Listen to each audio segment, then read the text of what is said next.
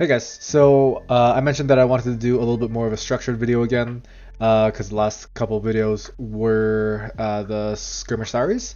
So I thought, we should be looking forward to Spiritforged as Origins is done in about 2 and a bit weeks.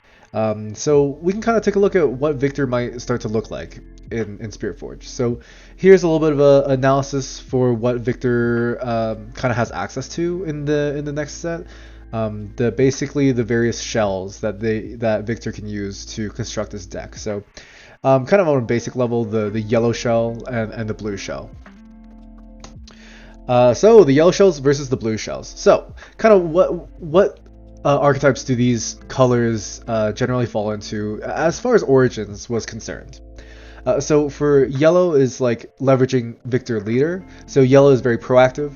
It plays above rate, which means it has more bodies and more might than kind of what you would expect for the mana cost. It plays fast and face up. Yellow had really bad interaction, and really preferred to just tap out, spend all their mana, and just pass to your opponent and see what they have. And if they don't have answers, then they don't have answers, and they just instantly lose the game. It is a little bit vulnerable to interactivity, so that's why it kind of lost to Kaisa and Annie pretty hard, depending on how you built it. The bodies are relatively passive. They don't really have effects. Like yellow didn't have access to like a ton of like accelerated units. You kind of just put bodies down and let your opponent remove them if they had removal. So yellow was a little bit vulnerable for that in Origins. We look at kind of the blue shell. Blue plays a lot more reactively. How it works is it kind of generates value, has recurrent value generation, has better card draw, stuff like that, and stopping your opponent's plan. So things like being able to play defensively using things like Riftbound Student, Stupefy, and Smokescreen to stop your opponents from doing what they want to do. This includes things like the blue removal, like Singularity, Riptide, and Thousand Tail. It was like a little bit vulnerable to getting run over. The problem with playing reactivity is you're not developing as many bodies as you theoretically could be into your base or battlefields. So blue Victor shells would generally have a lot fewer bodies existing on their board at any given time, but they would be stickier on battlefields. This led to potentially getting run over by a lot of the more aggressive decks. It doesn't really matter how big your Ravenbloom is or how small the opponent Kaisa is. If you blow all your removal on blow all your interaction on a single combat and then it gets fight or flighted, or they flash it away or something like that, right? Like it is still vulnerable to like action and reaction speed interaction, because you don't have as much value on board. So what value you have on board is a little bit more vulnerable, and losing whatever you have is more detrimental to your game plan. Alright, so a little deeper dive into the yellow shell. So the yellow shell had a really heavy emphasis on their 3-drops and just having a ton of units. You had Victor Leader, you have Seal of Unity plus Vanguard Captain for an insane turn 1, turn 2 combo that creates 5 might for 3 mana and spread over 3 bodies, which is very relevant. It had Faithful Manufacturer, which was basically the staple card for any Victor list. Just being able to spread the 3 might across 2 bodies is really something that Victor liked. Noxian Drummer, which is like a decent card, not like amazing, but it was quite decent. It's a 3 mana body that attacks as a 4, so it is above rate, which is nice. And then it had the payoffs from having a lot of units like Imperial Decree and Grand Stratagem. This is kind of the typical yellow shell. Obviously, you're not going to see like that many like mono yellow lists or like mono blue lists, but I'm kind of just talking about the general structure, like the skeleton of the deck that you kind of build around. Now we can talk about the blue shell. So the blue shell has a larger emphasis on reactive removal and tricks, and cards that gain value from your opponent having a lot of stuff. So Victor Innovator, Ravenbloom Student was kind of like the star 2-drop in the blue shell, and then utilizing Retreat, Stupefy, and Smokescreen to be able to be really sticky on battlefields. Sprite Mother and Sprite Call were really good to kind of claw back if you've lost a bit of value / tempo, because the sprites are very, very above rate. And then Thousand-Tailed Watcher, Riptide Rex, Singularity, those are pretty obvious. Those are just really, really good top-end cards that really, really brutalize opposing boards that have overextended too hard into base or battlefield. Singularity punishes base really well. Thousand-Tailed Watcher and Riptide Rex punish battlefields really, really well. Alright, so quickly, just overview of what new legends we're getting from Spiritforged, new Mind and Order legends that we're getting from Spiritforged, that we can draw a little bit of ideas for what Viktor can benefit from the half of the colors that they would be representing. So first is Renata, which shares both colors with Viktor, Mind and Order. She's kind of like gold control combo style. She likes to generate gold. She likes to spend gold in a lot of like valuable ways. So like drawing cards, scoring points. And she's very more on like the controlling combo-y side. Controlling being a lot of new good blue and yellow removal spells that can also create gold, which are very, very valuable. And combo-y because she really likes getting to high mana, using her abilities to draw a bunch of cards, and be able to play things like Time Warp, and then also spend a bunch of power to gain extra points. Ezreal is Mind and Chaos. So the Mind end on this, Ezreal is able to target enemy units. That's what he likes to do. And the Mind side, he generally has like some supported cards that are able to target enemy units. This is generally some kind of removal or like Smokescreen-esque cards or Stupefy-esque cards that reduce might. Rumble is Mind and Fury, and his focus is on mechs. So ideally what you'd be able to get from this is some decently statted bodies. The reality is that the mechs that are in Mind are not worth the what you're paying for. They're a little bit understated probably because Rumble Leader and the Rumble Champions buff mechs and they don't want them to get out of hand. So the Mind mechs are actually a little bit below rate.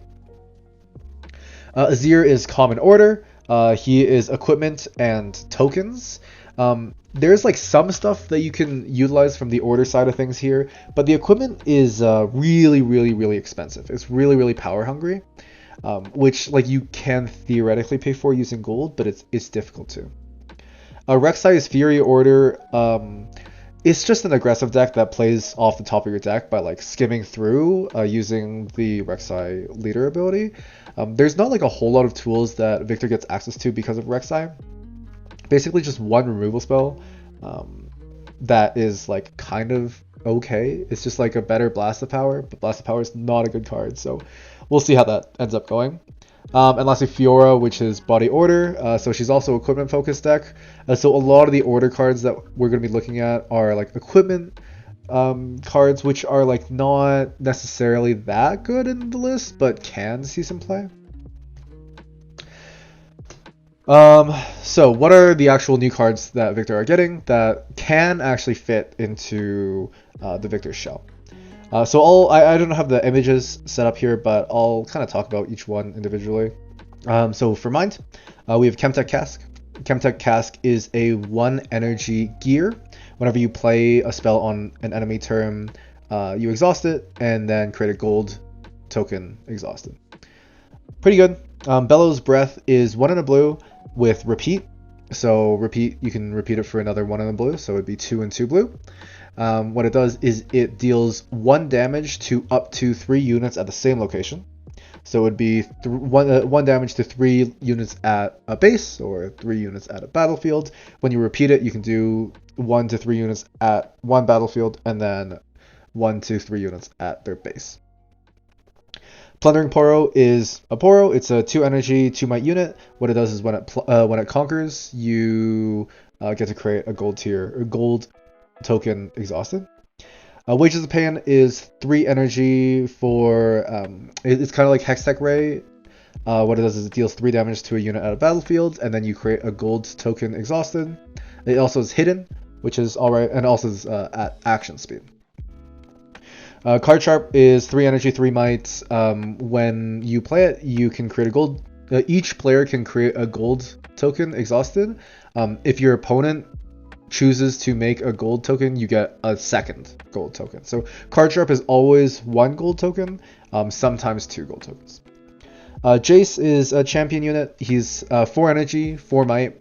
When he comes in, you can sacrifice a gear. If you do, you can play a gear from your hand costing up to 7, but you still need to pay its power cost. So Jace is really important in a combo that we'll talk about in a little bit. On the order side, there's Blood Money. This is a 2 energy spell that's played at action speed. You can kill a unit that is 2 might or lower at a battlefield. When you do, if it's an opponent's unit, you get to create a gold token exhausted. And if it's your own unit, you create 2. Sinjao Vigilant is 3 and a yellow for a 4 might unit. If you have controlled 2 other units in base, he comes in ready. And then he also has tank, which is not super relevant, but the coming in ready is super relevant. Vanguard Armory is the other half of the combo with Jace. It's a 7 and a yellow gear. When it comes in, it doesn't do anything, but it can tap to create 3 recruits at any location. Karina Veraza, she's probably not going to be played that much. She's kind of like bad Thousand-Head Watcher. She's 7 and a yellow with Accelerate, so 1 and a yellow additional. So she's essentially the same cost as Watcher. What she does is when she moves onto a battlefield, she creates 3 recruits with her. So it's kind of the same as, it's like a big Noxian drummer. So instead of creating 1 recruit, creates 3 recruits. And then Honest Broker is a 2 energy, 2 might unit that is kind of like Big Soaring Scout. When it has Death Nail, when it dies, you create a gold token exhausted. So what are kind of the deck shells that you can start constructing Spiritforged Viktor lists with? So there's first the tempo blue kind of cards. These cards try to get onto the board, try to be sticky, interact with your opponent on your opponent's turn, and kind of remove, be annoying. So the key cards in this kind of shell would be like Ravenbloom Student and Plundering Poro as your main 2-drops. They're really valuable to get onto battlefields because Plundering Poro generates value. Ravenbloom Student is very sticky. She's very difficult to remove. Wages of Pain and Blood Money are crazy new removal spells. And especially with blue interaction like Smokescreen and Stupefy, you can get units down into their ranges a little bit easier. Stupefy is kind of like an auto include into any deck that runs Ravenbloom Student because it's so good. It cycles a card, and then Ravenbloom is at a 3, and the opposing unit's at -1. So Stupefy is an automatic include in that type of deck as well. And then there's a few other minor cards that you could put into your deck, like Retreat, Smokescreen, and a new card called Frigid Touch, which is 2 energy with Repeat for another 2 that gives a unit -2. So it's basically like expensive Smokescreen that doesn't cost power, slightly more flexible, because you can cast it for 2 for -2 or 4 for -4. Smokescreen is -4 for 2 and a blue, so it's kind of up to you which one you prefer using a little bit more. Next shell is Value Blue. So this one kind of wins through card advantage. You generate a lot of value from being able to play cards on your opponent's turn. I didn't put it here, but Viktor Innovator is a big enabler for this. If it's on the board, he gets to generate a bunch of recruits, which is nice. Chemtech Cask, we talked about this already. It just generates gold. It plays a lot like Seal, so like Seal of Unity or Seal of Insight. It kind of just slowly generates you incremental value at the cost of a card. It's kind of an interesting card. I'm not 100% sure how good it is, but generating gold when you're wanting to play those cards regardless is nice. The question is, how many copies do you want to run in your deck? And the answer is probably 1 or 2. Kind of like Seal. Consult the Past, we know, great card, especially with gold being able to pay for the hiding cost of Consult the Past. You can probably leverage Consult the Past a little bit better now than you could in Origins.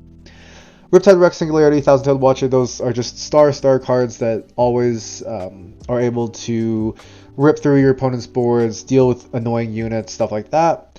And then there's this new little combo with Bellows Breath and Imperial Decree. You would play Imperial Decree first, and then play Bellows Breath afterwards, and then you can kill up to 6 units up to 6 units if you repeat Bellows Breath. It does cost 7 energy and 4 power to do that combo and 2 cards.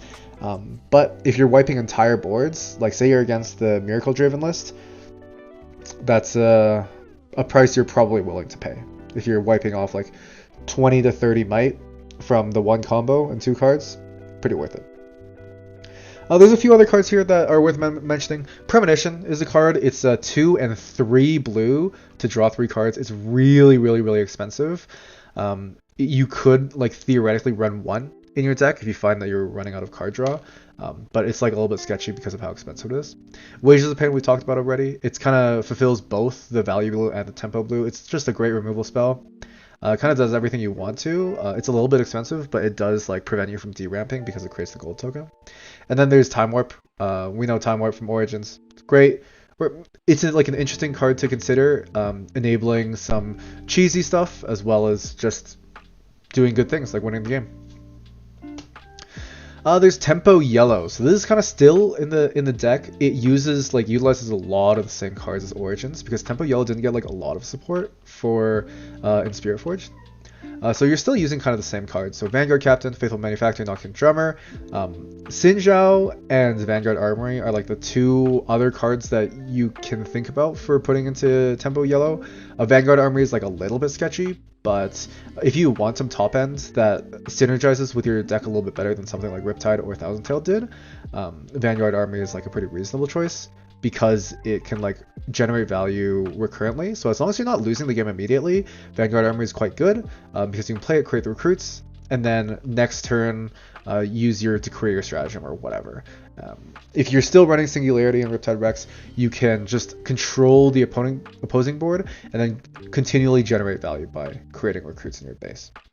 And then obviously Imperial Decree, Grand Stratagem, the typical yellow payoffs.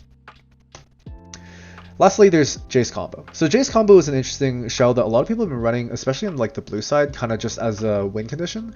Occasionally you'll be able to play this combo on turn 2, or like there's the crazy turn 1 combo that will never be played, but is funny if you use like Obelisk and Seal of Unity and Jace. Like there's theoretically that as well, but this is generally like a turn 2, turn 3 play where you're playing Jace, you're sacking a gold token, and you get to cheat out Vanguard Army essentially for free. It's like quite a nice combo. It's not like automatically win the game combo. I was doing some testing. I played Jace Vanguard Armory, and then I retreated Jace, played Jace Vanguard Armory. So I had 2 Vanguard Armies on field, and I still lost that game. Vanguard Armory is like not enough of a win condition on its own. You need to be able to leverage it properly using the like shell of your deck. So if you're running out of your cards to be able to play this, it's like not 100% like a win condition. You still need to support it properly. Alright, so let's quickly look at some China results.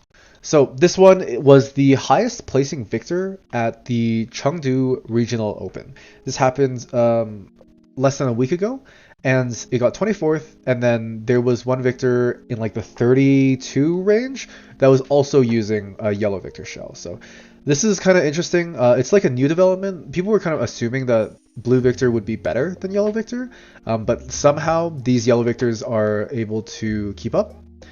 So if we quickly take a look at the list, it's running Victor Leader, it's running 3 of the Honest Brokers, 1 Plundering Poro, 2 Card Sharps, Faithful Manufacturer, Lecturing Yordle, 1 Shen main board, 3 Sinzhaos, and then 2 Thousand Tails. So some notable like cuts from Origins is no more Vanguard Captains, no more Noxian Drummers, no more Sprite Mothers, no more Daring Poros, or like Trifarian Glory Seeker or anything like that. It runs 2 Seal of Unities, which is probably the correct number. That's how many I ended up settling with at the end of Origins. And then it runs just a bunch of good spells. Bellows Breath, it runs 3x Bellows Breath and 3x Imperial Decree, just a great combo. It runs Stupefy, Call the Weak, Hidden Blade. It runs 1 copy of Back to Back for some reason, 1 copy of Consult the Past, 1 copy of Vengeance, a lot of weird one-offs, and then 3 Singularities. I think it's mostly fine. Some notable spells that aren't included in here are Blood Money and Wages of Pain. I think those are pretty reasonable cards to be able to include in this, but I guess we'll see how the Yellow Victor lists start developing once it releases in the Western regions. Next, looking at the blue Victor lists. This one placed 56th at the Fuzhou Regional Open that happened maybe 2 weeks ago. I think there were 2 victors in the top 64, and both of them were the blue victors this time. So in the Chengdu Regionals, 2 victors in top 64, they were both yellow. And then in the Fuzhou Regionals, 2 victors in top 64, they're both blue. So it's interesting that it's kind of going in waves, which victor list seems to be placing better. My suspicion is that blue victor might actually be bad, maybe, because its conversion at this Fuzhou Regional was like really, really, really bad. It was like the 4th or 5th most represented leader, and its conversion was quite bad. It was like one of the worst conversion rates of everything. But you'll see from this, it runs Victor Leader for some reason. I'm assuming this is a mistake, and they're actually running Victor Innovator, because there's not really a reason to be running Leader, other than it's like 4 might instead of 3. But like that, there's no way that's reasonable. It's running 1 copy of Xinjiang. My assumption is, just to be able to double conquer in a turn or something like that. And then it runs the Jace Vanguard Armory combo. And then it just runs a million spells. And then kind of the big enabler for this this deck is the new battlefield called Ravenbloom Conservatory. So if you don't know what this battlefield does, is when you defend, you reveal the top card from your deck, and then if the top card is a spell, you have to put it in your hand, and if it's not a spell, you put it to the bottom of your deck. What this does is it basically means every time you defend there, you draw a card. With this type of deck, since it's running 6 gears and 4 units, you're drawing a spell about 3/4 of the time.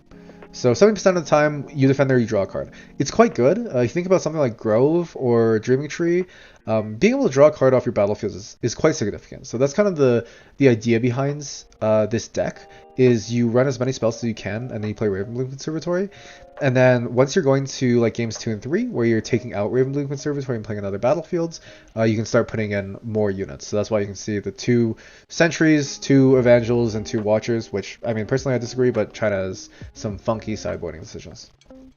But yeah, so that's kind of the overall evaluation of these cards. So I kind of wrote this section before the Chengdu Regionals recently that yellow did better, but I was saying that the blue shell is likely going to be better in this set. Why is that? There's a lot of good, cheap removal that is at action speed. So Wages of Pain, Blood Money, and Bellows Breath. So 3 new removal spells that are very, very cheap and at action speed is not something that Origins Victor had access to. You had Call the Weak, which was not at action or reaction speed. You had Hidden Blade that you did not want to cast like early in the game, which is when like cheap removal matters. And then other than that, you don't have any other kill spells. The best you have is like Vengeance, which you really, really don't want to be casting in the early game. And then you have like combat tricks like Call to Glory. This means that Victor is getting access to early game removal that he did not have access to previously. And early game removal that you can play on your opponent's turn. This is why blue shells are being enabled a lot more in Spiritforged than they were in Origins. There's also a new inevitable threat in Vanguard Armory. Vanguard Armory is interesting because it's basically a 1-card. It's like a 1-card win condition because it's able to generate value consistently. If you think about, if you ever played Magic the Gathering, or like Hearthstone, something like that, like Vanguard Armory plays a lot like a Planeswalker, except it doesn't have like the ultimate that Planeswalkers have. But essentially, what it is, it's like 0 mana recurring value that's relevant. Planeswalkers are really, really nice for that in Magic. And then if you're thinking about like Hearthstone, something like a Titan or like a hero card with a good hero power or something like that, where you're able to generate essentially infinite value or recurring value at very low to 0 mana cost. That's kind of what Vanguard Army is able to enable you to do, which is good because that means the rest of your deck can be on control, and then you can win by removing everything on your opponent's board and then running in with little recruits to get points, and that's kind of good enough. In this game, you don't need big creatures to be able to take points. Little creatures are able to score points just as easily or just as effectively as big units. Like little units, if uncontested, will win the game as fast as a big unit. There's also a couple cool combos that realistically only Blue Victor is going to be able to do. The reason for this is because Blue Victor has more card draw, so gets access to, or like blue Viktor has more card draw, so you're going to be able to draw into these combos more consistently. These two combos being Jace Vanguard Armory and then Bellows Breath Imperial Decree. You saw from the yellow list that it was running Bellows Breath and Imperial Decree, and that's probably because both of those cards are kind of good enough on their own. You don't necessarily have to use them as a combo. As you know from Origins, Imperial Decree is a perfectly good card when you have a lot of units, and then Bellows Breath is also just a perfectly good card. And if you end up comboing these cards together, so be it. Pretty great. The more turns you have, the more value you can get from your legends. Viktor is one of the legends where there's not really restriction or like an enabling condition on the legend. You can kind of just use it. Generating bodies is very, very relevant. Again, as I said, one body is enough to score points, and you score points efficiently. So you don't need to even play units necessarily to get points. That's kind of what would be able to separate Viktor from Lux. Lux might have better access to card draw, but Viktor is able to score points with no units. Or no units in the main board. Lastly, kind of the reason why I think blue shell might be slightly better than the yellow shell is because my assumption is that yellow tempo will have a worse matchup into Draven. If you don't know, Draven is like tier 0, like pretty cleanly almost tier 0. Like is it like 50% of top 8 or like more than 50% of top 8? It's looking at like 50 plus to like 70% of top 64. Even with like relatively small representation where the Chengdu regional had like 28% of the entrants were like Draven, and then like 75% of the top 64 were Draven. So Draven is like a really, really important matchup. If you don't have a good matchup with Draven, you don't have a good deck. So you kind of need to think about that. The problem is Draven is going to be able to draw a lot of cards for free against yellow tempo. Yellow is not really able to hold particularly well, especially into Draven, who's able to attack pretty well with like thick units. If you think about like Darius Cleave, Kaisa Accelerated, stuff like that, in addition to all the purple tricks that they have, they're going to be drawing like an extra 3 to 4 cards a turn. Like realistically, the only way yellow tempo is going to be able to win is to get to 7 and then mill Draven, because they'll have a billion units and just run units into Draven and have them draw infinite cards. Like that's realistically like what you're looking at for win conditions as yellow tempo, which, you know, maybe it works, maybe it works. I'm not going to discount that. I'm investigating yellow tempo for next set, and that's like something I'm considering as a win condition into Draven. They cycle through their deck like insanely fast with there's so much card draw, like stack deck, call shot, and they have a lot of discard and stuff like that. So yeah, we'll see. My assumption is that blue shells are going to be better, but it's still yet to be seen. But yeah, I hope you guys enjoyed like this brief overview of what Viktor is going to look like in Spiritforged. I'm definitely taking more time in like the coming weeks to explore Spiritforged a little bit more. I would like to continue playing Viktor, but we will see. I was a little bit frustrated with Viktor at the end of Origins because playing a tier 2 deck can get annoying sometimes, because sometimes your tier 1 opponents just run over you. And it is kind of your deck's fault, but it's also your fault for piloting a bad deck. So we'll see. I would like to play a tier 1 deck. If Viktor ends up being tier 1, I'd pretty happily play with him. But my assumption or my thought is that Viktor is probably worse than people think he is. His conversion is really, really bad. So we will see how he goes. But yeah, I hope you guys enjoyed that. Thanks for watching.